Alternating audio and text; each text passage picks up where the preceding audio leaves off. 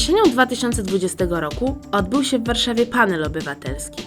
A czym to właściwie jest? Jedną z metod włączania obywateli, mieszkańców w decyzje podejmowane przez miasto i w wysłuchanie głosu mieszkańców. A o czym debatowali jego uczestnicy?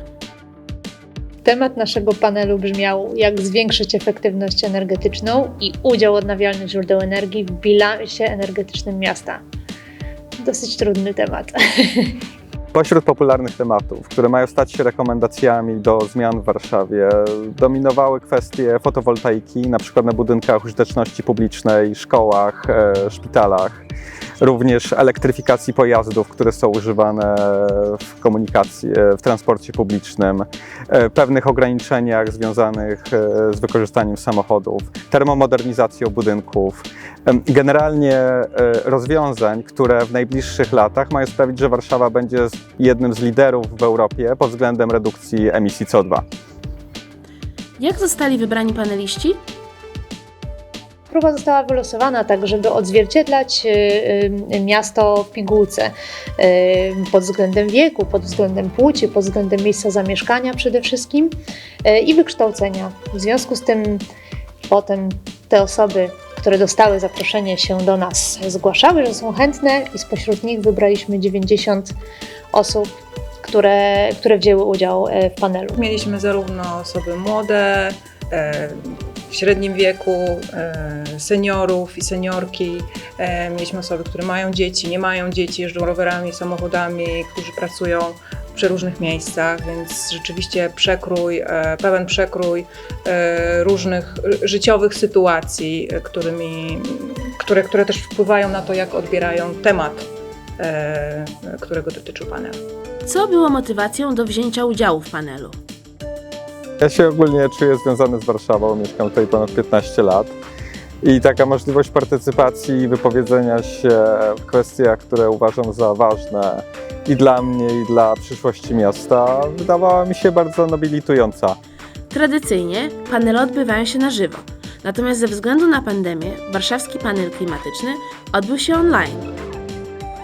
Panel podzielony był na kilka części. Pierwszą była część edukacyjna, która była niezwykle ważna, z uwagi na to, że ludzie, którzy byli zaproszeni, oni mieli bardzo różny background i różny profil. Niektórzy byli na początku sceptyczni co do kwestii zmian klimatycznych i spotkania z ekspertami i kilka sesji dedykowanych na zrozumienie problematyki było niezwykle ważne dla dalszych działań. W kolejnym etapie pracowaliśmy nad praktycznymi rekomendacjami dla Warszawy, które powinny być wzięte pod uwagę przez włodarzy miasta w decyzjach co do rozwiązań klimatycznych, a w następnych głosowaliśmy nad tymi, które są najbardziej ważne, które powinny być traktowane priorytetowo. Czyli rekomendacje dotyczyły różnych obszarów, w których możemy wprowadzić rozwiązania,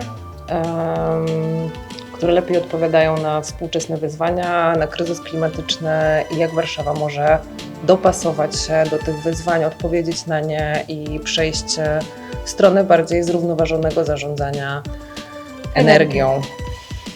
Jaką moc miały te rekomendacje? Panel obywatelski jest to narzędzie, które opiera się na tym, że przed rozpoczęciem w zasadzie panelu najważniejszą sprawą jest decyzja prezydenta miasta, burmistrza miasta, wójta gminy, że jeszcze przed panelem osoba decyzyjna gwarantuje mieszkańcom, że cokolwiek przegłosują, jakiekolwiek rekomendacje przedstawią, one będą wdrożone. Czyli istotą panelu jest to, że jeszcze nie wiemy, jakie będą decyzje, ale już gwarantujemy z góry, że one będą wykonane. Jak to jest decydować o przyszłości miasta? Niektórzy mogą to nazywać władzą, w innym przypadku jest to po prostu demokracja, w jakimś sensie bezpośrednie uczestniczenie w tym, co w Warszawie powinno się wydarzać w najbliższych latach. Jakie są główne założenia panelu? Ważnym takim założeniem w panelu obywatelskim jest to, że jeżeli mieszkańcom da się odpowiednią wiedzę ekspercką, to oni będą w stanie podejmować decyzje i dyskutować nawet na takie trudne tematy bez tego przygotowania i być rzeczywiście wsparciem dla decydentów.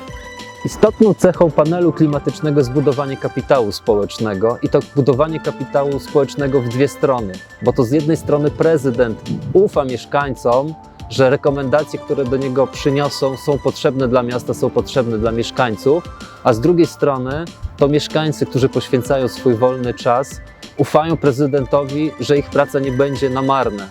Wydaje mi się, że też odpowiada na taką bolączkę, że trochę czujemy się bezsilni wobec takich globalnych procesów i wyzwań, a tutaj robimy pierwszy krok do tego, żeby się zaangażować w znalezienie rozwiązań, zbudowanie dialogu, rozmowy na ten temat, dyskusji, rozpoczęcie dyskursu, który dzieje się nie tylko wśród panelistów, tylko właśnie rozchodzi się jak kręgi na wodzie, bo każdy z panelistów dzieli się ze swoją siatką i grupą przemyśleniami czy wiedzą, którą zdobył podczas panelu.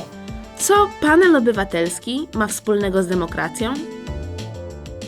To na pewno kwestia tego, czym jest prawdziwa demokracja, bo oczywiście mieszkańcy Warszawy mają możliwość dzięki systemu demokratycznemu wpływać na decyzje, jakie są podejmowane raz na 4, obecnie raz na 5 lat. Wybierają przecież swoich przedstawicieli do Rady Miasta, wybierają prezydenta, ale to jest raz na 5 lat. I pytanie o prawdziwy sens demokracji jest takie, czy mieszkańcy mogą mieć bezpośredni wpływ na decyzje, jakie są podejmowane, a panel obywatelski daje im taką możliwość.